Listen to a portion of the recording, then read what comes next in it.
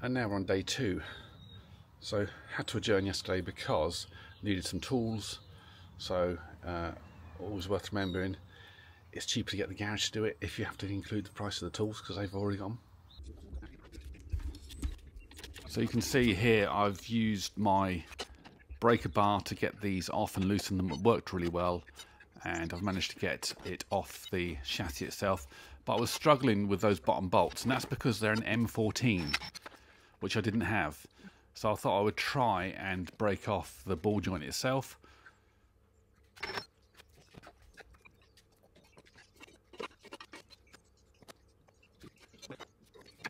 I'm supporting it there, trying to get something in to move it, to break it off, because I've taken the nut off, even though you can't see that. The wisdom of YouTube says heat.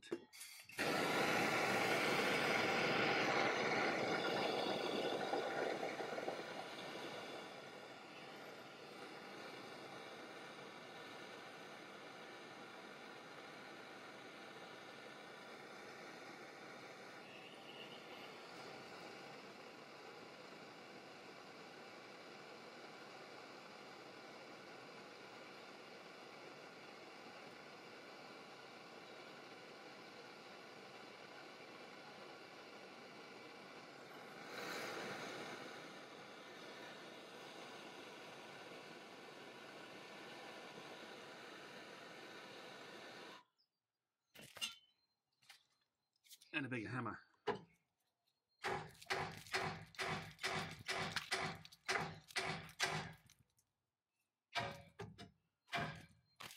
Would you believe it? It worked. Right. You can see. First you can see this through. I'm not sure if that's correct or not, but the new ones are not like that. See, it's perished around the sides here. It looks like it's actually perished at the top as well. But this is the next fun thing, to try and get this out. You can see that half the problem here was really holding it. I had this vise that unfortunately wasn't attached to a bench because I don't have a bench, but it did help somewhat. In the end I relented and got a recip saw and cut the bush lining itself and managed to fold it in, but I'll explain that in a second. So the first one is out. It took about 20 minutes.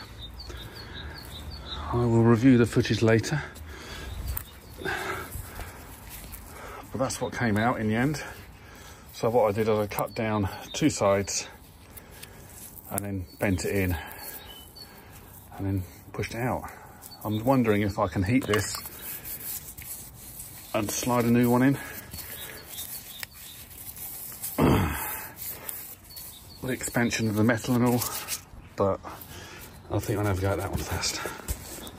So at this point I thought I was doing really well, and I thought I'd get the other one out and that would be easy enough.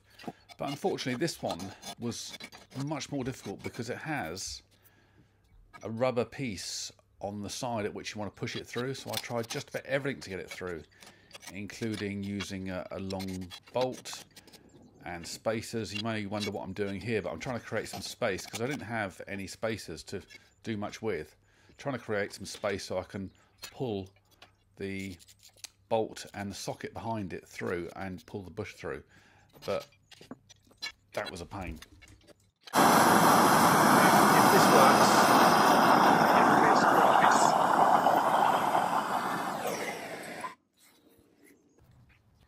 And as you can see, even with heat it wasn't helping. So in the end I managed to cut away all the rubber and find the back of the metal lining itself, and eventually you'll see with more heat that I put a socket on there and managed to move it.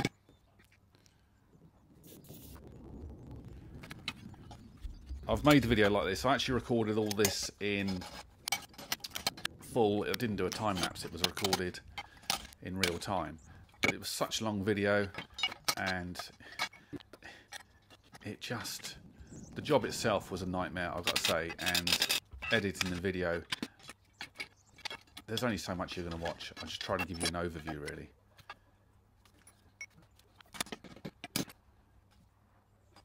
Scratching my head some more. Unfortunately, this channel isn't sponsored by WD-40, but if you are WD-40, then please get in touch. I'm happy to take sponsorship.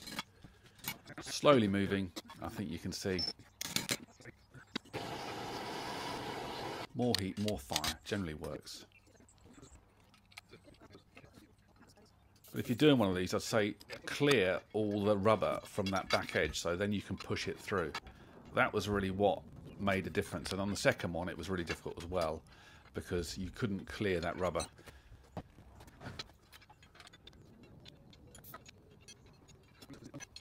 I was trying to make my own bearing puller here, or own bush puller, that didn't really work.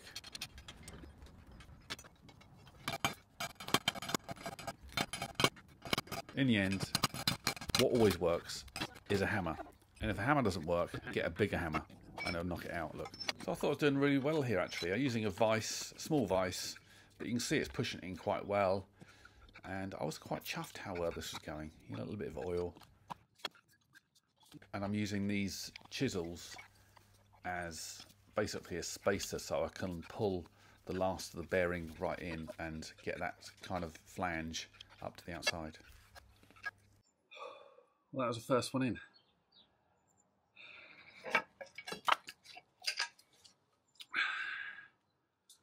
So using a vise, which would be better to be bolted to the table or to a bench, but I'm using what I've got.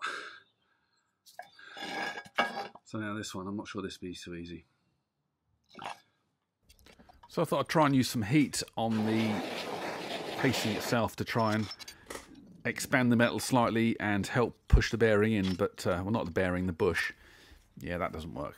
They're so tight, you don't realise how much pressure you need to actually move these things. I mean, it's tons and tons of pressure. You hear of people breaking 5-ton vices putting these in. But I kept on going, kept persevering, and it did go in some of the way. You see here, it did actually move in, but it was just that last bit I couldn't get it in. Still trying to use the chisels again to create some space behind it. But what I didn't realise at the time, I knew that the vise was getting difficult to turn, but it actually turns out I'd stretched the bolt in the vise, so it's actually broken the vise now.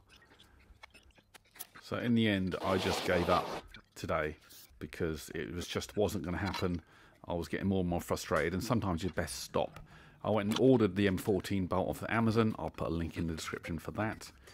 And I ordered a bush kit off of eBay, which is probably the best thing I ever bought. So one evening I went out and did with the M14 spline, and I managed to do I did the drop links, I did the ball joint, and I did the anti-roll bar bush as well, and that took about an hour to do that and put it all back together. This is technically day 3, but I feel as if we can make some progress today. So right, this side is now all back together. So now, having what I thought was all the tools, I was really optimistic. I thought I was going to smash this out in about an hour. Yeah, I wish. So I got the wheel off straight forward. I managed to break all of the nuts really quickly.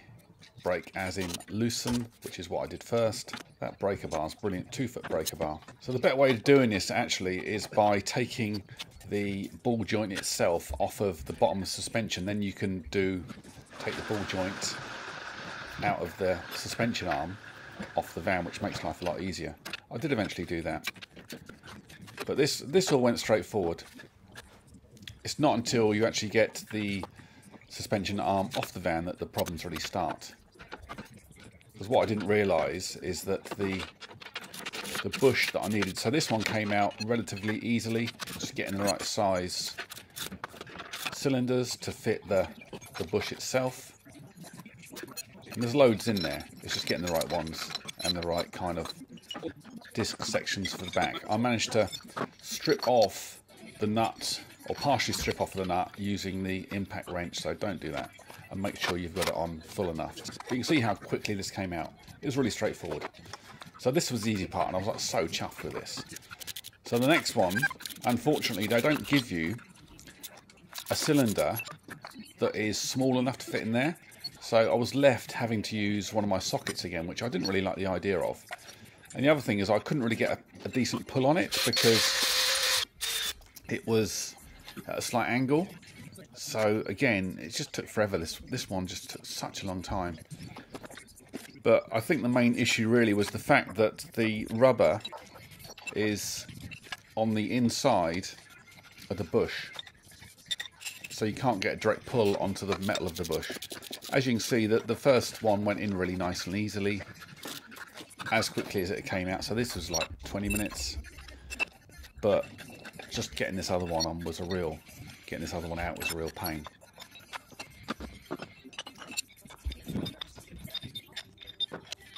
You can see it's tight there. Having to use the socket, but the socket was just compressing the rubber and not pushing on the metal, so it just didn't move. It wasn't until I chopped away the rubber itself, chopped away, burnt away, that I was able eventually to get it out, but it took such a long time. And actually I think the camera ran out, which is why this video is going to end quite abruptly. But it came out in the end with lots of encouragement. So the main thing is cutting the rubber away from the back of the bush so you can actually see it. And everything else actually went quite well. I struggled with the drop link because I couldn't get anything into the...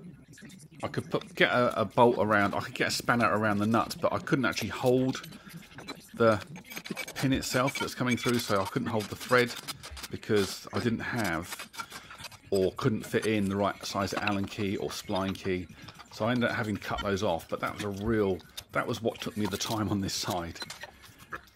Did eventually get it, and I was really chuffed to be able to do it because I probably saved quite a lot of money in the garage, and I know how to do it again because actually on this side there was a problem with the CV gaiter, so that's something I've got to reattend to in the future. Anyway, thanks for watching this rather long and convoluted video. We're hopefully now to the van build itself, so this is like the last of the basic mechanical videos, and now we're going to do installation in the van. We've got windows to do, we've got carpet lining, haven't done that yet. We've got to strip out what was there because it turned out it's pretty poor. So that's all coming up, and if you like that sort of thing, if you like van builds and van life or camping, then hit the subscribe button. We don't exclusively do this, we travel about and get sea glass and do other stuff in our life, but it's a fun adventure and we love our lives and we love our adventures, so travel along with us. Thanks for watching and I'll see you next time.